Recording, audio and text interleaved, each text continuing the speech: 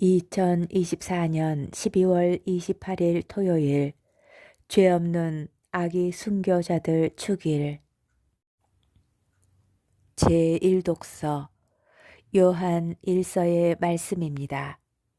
사랑하는 여러분, 우리가 예수 그리스도에게서 듣고 이제 여러분에게 전하는 말씀은 이것입니다. 곧 하느님은 빛이시며 그분께는 어둠이 전혀 없다는 것입니다. 만일 우리가 하느님과 친교를 나눈다고 말하면서 어둠 속에서 살아간다면 우리는 거짓말을 하는 것이고 진리를 실천하지 않는 것입니다. 그러나 그분께서 빛 속에 계신 것처럼 우리도 빛 속에서 살아가면 우리는 서로 친교를 나누게 되고 그분의 아드님이신 예수님의 피가 우리를 모든 죄에서 깨끗하게 해줍니다. 만일 우리가 죄 없다고 말한다면 우리는 자신을 속이는 것이고 우리 안에 진리가 없는 것입니다. 우리가 우리 죄를 고백하면 그분은 성실하시고 의로우신 분이시므로 우리의 죄를 용서하시고 우리를 모든 불의에서 깨끗하게 해주십니다. 만일 우리가 죄를 짓지 않았다고 말한다면 우리는 그분을 거짓말쟁이로 만드는 것이고 우리 안에 그분의 말씀이 없는 것입니다. 나의 자녀 여러분, 내가 여러분에게 이 글을 쓰는 까닭은 여러분이 죄를 짓지 않게 하려는 것입니다. 그러나 누가 죄를 짓더라도 하느님 앞에서 우리를 변호해 주시는 분이 계십니다. 곧 의로우신 예수 그리스도이십니다. 그분은 우리 죄를 위한 속죄 제물이십니다. 우리 죄만이 아니라 온 세상의 죄를 위한 속죄 제물이십니다. 주님의 말씀입니다. 복음 마테오 복음 2장 13절에서 18절의 말씀입니다. 박사들이 돌아간 뒤 꿈에 주님의 천사가 요셉에게 나타나서 말하였다. 일어나 아기와 그 어머니를 데리고 이집트로 피신하여 내가 너에게 일러줄 때까지 거기에 있어라. 헤로데가 아기를 찾아 없애버리려고 한다. 요셉은 일어나 밤에 아기와 그 어머니를 데리고 이집트로 가서 헤로데가 죽을 때까지 거기에 있었다. 주님께서 예언자를 통하여 내가 내 아들을 이집트에서 불러내었다 하신 말씀이 이루어지려고 그리 된 것이다. 그때 헤로데는 박사들에게 속은 것을 알고 크게 화를 내었다.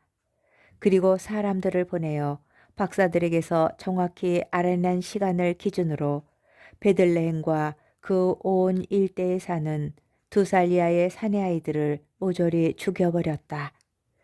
그리하여 에레미야 예언자를 통하여 하신 말씀이 이루어졌다.